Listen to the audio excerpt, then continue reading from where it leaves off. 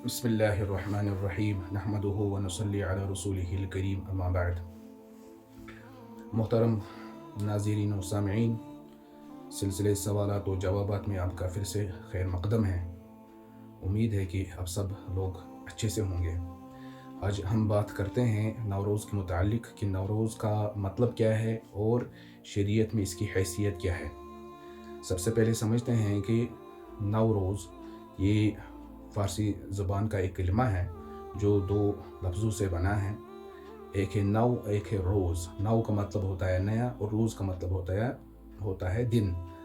और दोनों अल्फाज को मिलाकर जो मतलब निकलता है वो है नया दिन, या ये कह लें कि साल का नया दिन या पहला दिन।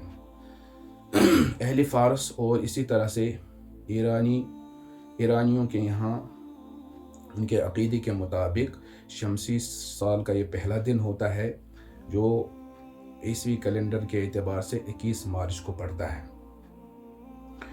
ये जो दिन है, इस दिन में दुनिया के अंदर मुख्तलिफ़ ममालिक के अंदर जहाँ पे अक्सर व बेशतर फ़ारसी ज़बान बोली जाती हैं, वहाँ के लोग इसको बतौर जश्न के मनाते हैं, बतौर त्यौहार के मनाते हैं, चाहे वो अहले फ़ारस हो, ईरानी हो या मजूसी हो। और इस दिन में ये लोग कुछ आग की परस्तिश करते हैं, कुछ सूरज की परस्तिश करते हैं और कुछ लोग तो रोशनी की परस्तिश करते हैं और आफ्ताब के सामने भी झुकते हैं, उसकी पूजा करते हैं। लिहाजा चूँकि ये कुफ़ार का एक मजहबी त्यौहार है और ये लोग इसको अपनी ईद भी समझते हैं, लिहाजा मुसलमानों के यहाँ या इस्लाम में इस त्यौहार की कोई हैसियत नहीं है। इस्लाम ने हमें 2 दिन खुशी के अता फ़रमाए हैं। सुनन नसाई और दाऊद के अंदर रिवायत मौजूद है। हज़रत अनस बिन मालिक रज़ियल्लाहु ताला अन्हु फरमाते हैं कि नबी अकरम सल्लल्लाहु अलैहि वसल्लम जब मदीने तैयबा तशरीफ़ लाए और आप सल्लल्लाहु अलैहि वसल्लम ने देखा कि लोग वहाँ पे 2 दिनों के अंदर खेलते हैं और उसमें जश्न मनाते हैं, तो सहाबा से पूछा कि ये 2 दिन क्या हैं, इसकी हैसियत क्या है। तो सहाबा ने अर्ज़ किया कि हम ज़माने जahiliyyat के अंदर इन 2 दिनों के अंदर खेलते थे। तो नबी अकरम सल्लल्लाहु अलैहि वसल्लम ने फरमाया कि अल्लाह ताला ने आप लोगों को इन 2 दिनों के बदले बेहतरीन 2 दिन अता फ़रमाए हैं। एक है ईद उल फ़ितर और एक है ईद उल अज़हा। लिहाजा मुसलमानों के यहाँ त्यौहार और खुशी मनाने के सिर्फ 2 ही दिन हैं, एक है ईद उल फ़ितर और एक है ईद उल अज़हा। इसके अलावा कोई भी दिन हो या कोई भी त्यौहार हो, उसके मनाने की कतन इजाज़त नहीं है, चाहे वो कुफ़ार का मजहबी त्यौहार हो या फिर खुद मुसलमानों ने कोई नई ईद गढ़ ली हो, जैसे ईद मिलाद है या मेराज की ईद है। ये सब खराफात और जो है बिदात में शामिल होते हैं।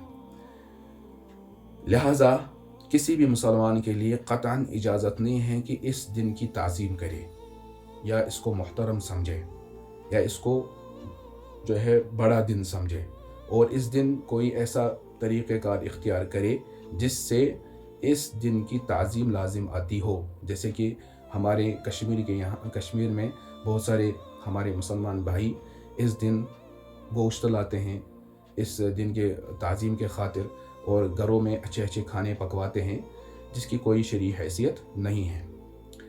फतवा की किताबों में तो यहाँ तक लिखा है कि अगर कोई शख्स इस दिन कोई चीज़ बाज़ार से ख़रीदता है और उसकी नीयत सिर्फ ये है कि इस दिन की ताज़ीम करे, इस दिन की ताज़ीम की खातिर कोई चीज़ बाज़ार से लाता है, जैसे कि कुफ़ार लोग जो इस दिन को मुहतरम और बड़ा समझते हैं, तो उसका ये फ़ेल कुफ्र होगा। लिहाजा हमें इन त्यौहारों के अंदर शामिल होने और इसको बड़ा समझने और दूसरे जो तरीक़ेकार इख्तियार किए जाते हैं इनसे बचने की ज़रूरत है, क्योंकि कुरान हमें हुक्म देता है ताआवनु अलल बिर्रि वत्तक़वा वला ताआवनु अलल इस्मि वल उद्वान, कि जिस काम से भी कुफ्र की तायीद होती हो या उनके किसी त्यौहार की तायीद होती हो, उसको सपोर्ट मिलता हो, उनकी हौसला अफजाई होती हो, तो उसमें मुसलमानों को ना तो वो काम जायज़ होगा, ना उसमें शिरकत करने की कोई इजाज़त होगी। اسلام نے تمام جو تہوار ہیں ان کو منسوخ کر دیا۔ اسلام جو ہے یہ جو نوروز کا تہوار ہے یہ جاہلیت کا تہوار ہے، نصارہ اس کو مناتے تھے، مجوسی اس کو مناتے تھے، اور شریعت نے ان سب تہواروں کو منسوخ کر دیا۔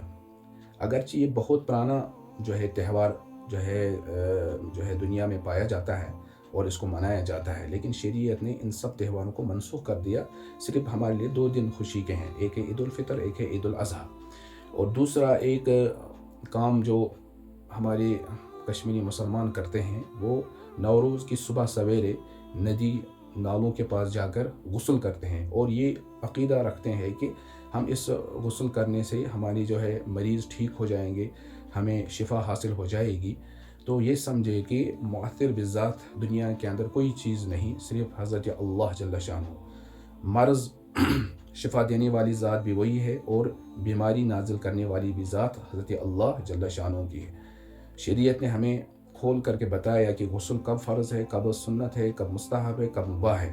نوروز عام دنوں کی طرح ایک دن ہے، جس طرح عام دنوں کے اندر غسل کرنا مباح ہے صفائی ستھرائی کی نیت سے، اسی طرح اس دن اگر کوئی ذہن میں باطل عقیدے رکھے بغیر کوئی غسل کرتا ہے تو اس کی اجازت تو ہوگی، وہ غسل مباح ہوگا، لیکن دل میں کوئی نیت گڑھ کر کے کوئی باطل عقیدہ رکھ کر کے غسل کرنا اس دن بدعت میں شامل ہوگا، جس کی شریعت ہرگز بھی اجازت نہیں دے گا، اور یہ تو شریعت میں جو ہے نئی چیز پیدا کرنے کے مانند ہوگا۔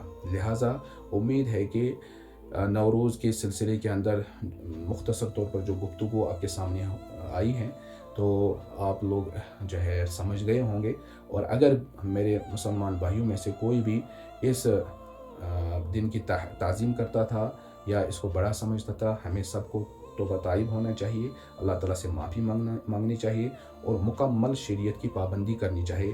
اللہ تعالیٰ ہمیں عمل کی توفیق عطا فرمائے۔